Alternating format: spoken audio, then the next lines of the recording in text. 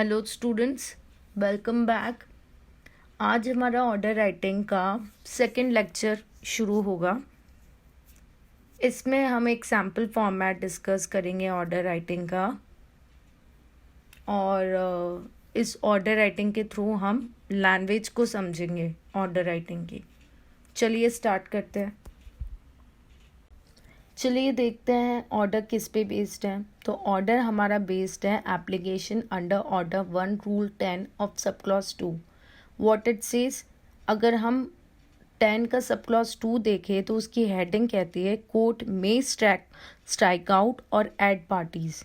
यहाँ पे कोर्ट की पावर होती है कि वो चाहे तो किसी भी पार्टी को स्ट्राइक आउट भी कर सकती है और ऐड भी कर सकती है।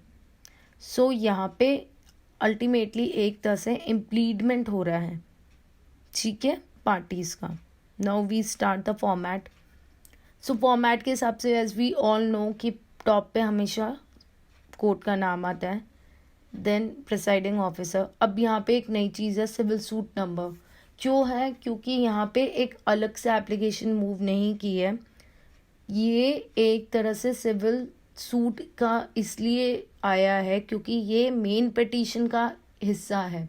सो ये ऑर्डर किस में पास होना है? मेन पिटीशन के अंडर, इसलिए यहाँ पे सिविल सूट नंबर आएगा, ठीक है। After then case title, then advocates name, and then order का ऑर्डर बीच में लिख के डेट, जो मैंने यहाँ पे ब्रैकेट में लिख दिया है। सो फर्स्ट पॉइंट पहला मेरा क्या कहता है? Introductory para. So introductory para मेरा स्टार्ट होता है पहले ही लाइन से कि the applicant has filed an application under order 1 rule 10 sub clause 2 of the CP to implead. अब यहाँ पे मैंने इम्प्लीट कर लिखने का रीज़न ये है क्योंकि वी मस्ट नो कि रूल 10 का सब क्लॉज 2 किससे डील करता है। सो यहाँ पे ये लिखने के बाद देन मैंने बताया कि डिफेंडेंट नंबर 2 को लेना है, ठीक है, इस तरह से। अब आगे देखते हैं। So now we will see the brief facts of the case. तो यहाँ पे जो ब्रीफ फैक्ट्स है वो ये है कि एप्लीकेंट जो है उसने ये बोला कि वो एक टेनेंटेड प्रॉपर्टी में रहती है, वो ड्यूली मैरिड वाइफ है डिफेंडेंट की, ठीक है। उसके एक सन और डॉटर है। उस डिफेंडेंट जो है वो एक गवर्नमेंट सर्वेंट है जो कि दूसरी जगह पोस्टेड है और वो हमेशा अप डाउन करता है बाय ट्रेन रोज़ाना घर के लिए। 3 महीने से उसने अपनी वाइफ को डिसर्ट कर दिया है। वो अब डिसर्टेड होने की वजह से अब वो इस सूट को भी कंटेस्ट करने के लिए अवॉइड कर रहा है। तो वाइफ को ऐसा लगता है कि इसकी वजह से एक्स पार्टी प्रोसीडिंग ना हो जाए, इसलिए वो ये इम्प्लीट करती है कोर्ट के सामने कि उसे एज डिफेंडेंट नंबर 2 ज्वाइन किया जाए इस सूट में, ताकि वो इस सूट को कंटेस्ट कर सके, जिसे मैंने इस तरह से बताया। और बाकी जो फैक्ट्स है जो हम और ज़्यादा मोल्ड कर सकते हैं वो भी लिख दिए मैंने इसमें, कि जो एप्लीकेंट है और उसके जो बच्चे हैं वो इंटाइटल्ड है मेंटेन होने के लिए, right to have residential accommodation होना चाहिए। एप्लीकेंट और डिफेंडेंट का कोई रेजिडेंशियल अकोमोडेशन नहीं है खुद का, इस तरह से। तो ये मैंने फैक्ट्स को और एलैबोरेट करते हुए लास्टली ये बोला कि इसलिए इसे यहाँ पे जो एप्लीकेंट है उसने ये रीज़न भी दिया कि वो क्यों इम्प्लीट करना चाहती है, and she requested like this, ठीक है। ये फैक्ट्स हैं। अब आगे देखते हैं। सो पॉइंट 3 क्या कहता है? पॉइंट 3 अल्टीमेटली जो ब्रीफ फैक्ट्स है, जो कंटेस्ट करने की, जो इम्प्लीटमेंट करने के लिए जो रिक्वेस्ट की गई डिफेंडेंट की, उसे अपोज किया प्लेंटिफ ने अपने पॉइंट 3 में। उसका कहना ये है कि जो डिफेंडेंट और एप्लीकेंट है उन्होंने दोनों ने कोल्यूट किया था ये कंटेस्ट करने के लिए सूट को, और प्लस उसका कहना है कि यहाँ पे फॉल्स ग्राउंड ऑफ डिजर्शन हुआ है और ये सिर्फ कॉम्प्लिकेशन और डिले करेगी इस केस को डिस्पोज ऑफ करने के लिए। प्लस उसका कहना ये है कि वो डोमिनस लिटिस है, बीइंग द डोमिनस लिटिस, यानी उसका डोमिनेंस है इस लिटिगेशन में प्लेंटिफ का, इसलिए वो कंपेल्ड नहीं हो सकता कि उसे किसी भी डिफेंडेंट को उसके विश के अगेंस्ट छोड़ा जाए। और दूसरी चीज़ उसने ये बोला कि ना ही ये एक नेसेसरी पार्टी है और ना ही ये प्रॉपर पार्टी है। फर्दर इसके बाद जो पॉइंट 4 है वो काफ़ी अलग है। क्यों? क्योंकि यहाँ पे एक तरह से मैंने एक स्टेज क्रिएट किए हैं फाइंडिंग देने से पहले। यहाँ पे मैंने काउंसिल्स के आर्ग्यूमेंट्स को भी रिकॉर्ड किया है, क्योंकि जब हम ऑर्डर पास करते हैं तो हमें पूरी स्टेज बतानी पड़ती है कि कैसे फैक्ट्स थे, कैसे काउंसिल्स ने क्या बोला, हेयरिंग कैसे हुई। तो जो पॉइंट 4 है यहाँ पे मेंशन किया गया है कि यहाँ पे मैंने ये बोला I have heard the councils of both the parties. अब ये क्यों लिखा गया है? क्योंकि यहाँ पे एक तरह से हमें रिकॉर्ड पे लाना ज़रूरी है कि फाइंडिंग जो हुई है on the basis of hearing हुई है, दोनों के हेयरिंग के बाद फाइंडिंग दी जा रही है। तो फाइंडिंग को जस्टिफाई करने के लिए ये पॉइंट 4 डालना ज़रूरी था। तो यहाँ पे मैंने पहले बता दिया, जो काउंसिल ऑफ प्लांटिफ था उसने यही स्ट्रेस किया कि डोमिनेंस लिटिस था, उसका डोमिनेंस लिटिस है इसमें और वो कंपेल्ड नहीं किया जा सकता कि किसी भी उसकी विशेस के अलावा के अगेंस्ट किसी को भी डिफेंडेंट की तरह जोड़े। प्लस उसने वही जो बात प्लेंटिफ ने अपने रिप्लाई में कही थी वही बातें बोली। कॉन्ट्रारी यहाँ पे मैंने एप्लीकेंट के काउंसिल की तरफ से क्या बोला, उसने क्या आर्ग्यूड किया कि हाँ प्लेंटिफ जो है वो रिसाइड कर रहा है already ground floor portion of the house in suit. So इस तरह से मैंने ये स्टेज क्रिएट की। तो स्टूडेंट्स ये लिखना ज़रूरी है, क्योंकि कल को अगर हमारे को ऑर्डर लिखना है तो हमें स्टेज भी समझाना ज़रूरी है। हर स्टेज अपने आप में इम्पॉर्टेंट है क्योंकि यहाँ पे ऑर्डर में जब स्पेसिफिकली हमें स्टेज का आइडिया नहीं है तो हमें स्टेज क्रिएट करनी पड़ेगी, इसलिए ये पॉइंट डाला गया है। ठीक है, इसलिए मैंने यहाँ पे स्टार भी बनाया है एक। अब आगे देखते हैं। यही पॉइंट 4 को फर्दर एक्सप्लेन किया गया। प्लेंटिफ काउंसिल था उसके एप्लीकेंट जो काउंसिल था यानी डिफेंडेंट का, उसने ये बात बोली थी ग्राउंड फ्लोर पे रहते हैं। अब यहाँ पे प्लेंटिफ का कहना है कि मेरे को पूरी नॉलेज थी कि डिफेंडेंट कभी भी इस घर में नहीं आएगा सिंस लास्ट 3 मंथ।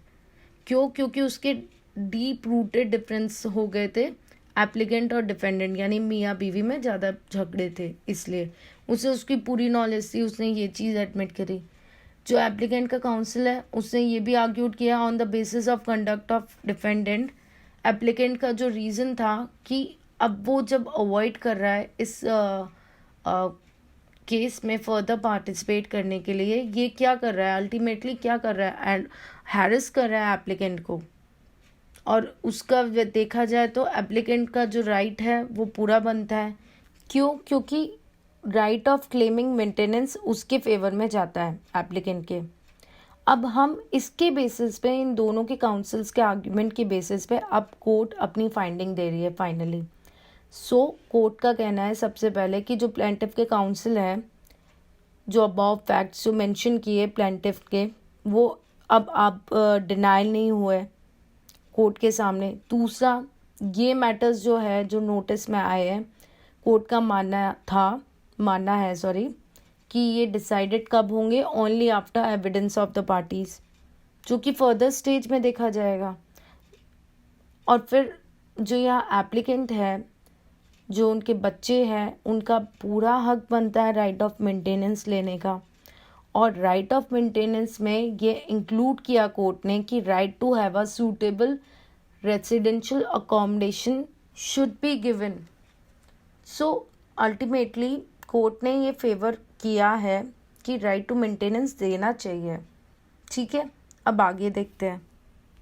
स्टूडेंट्स, आपको याद होगा जब मैंने पिछला लेक्चर आपको 9 में दिखाया था difference between order and degree का, तो उसमें जो सेकंड पॉइंट था वो किस पे बेस्ड था, ये कि जो जजमेंट है यानी डिक्री जो है वो उसमें फाइनल डिटर्मिनेशन होता है, यानी final determination of what, final rights of the parties और मैटर इन कंट्रोवर्सीज का डिटर्मिनेशन फाइनली होता है, जबकि ऑर्डर में ऐसा होना ज़रूरी नहीं है।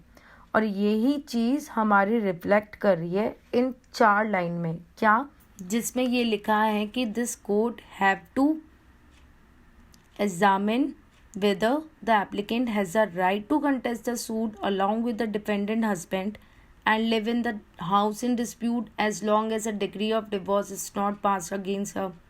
तो यहाँ पे ये जो लाइन लिखी है that this court have to examine, अब ये जो चीज़ है इससे क्या रिफ्लेक्ट कर देता है कि हाँ ये ऑर्डर की स्टेज है, यहाँ पे फाइनली डिटरमाइन नहीं हुआ है, फाइनल डिटर्मिनेशन नहीं हुआ है राइट्स का और पार्टीज़ का, प्लस जो मैटर इन कंट्रोवर्सी है उसका भी।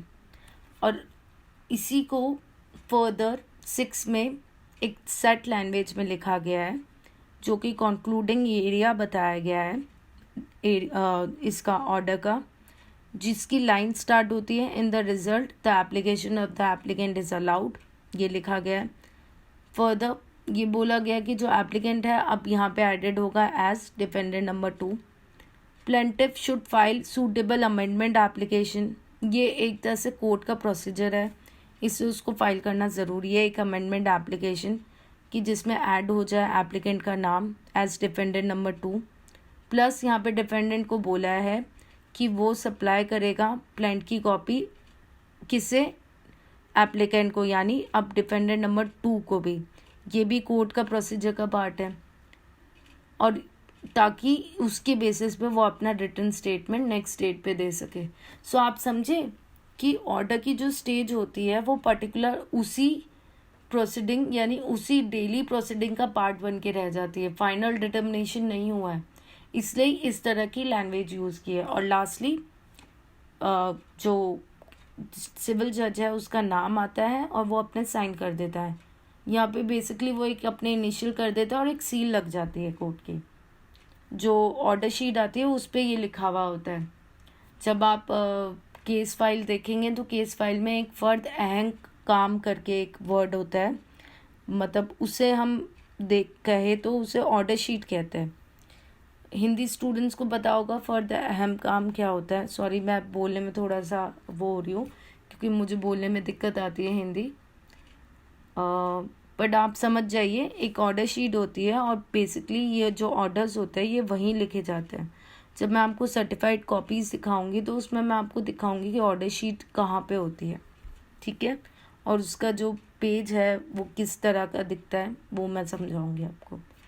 तो आज के लिए इतना ही काफ़ी है स्टूडेंट्स।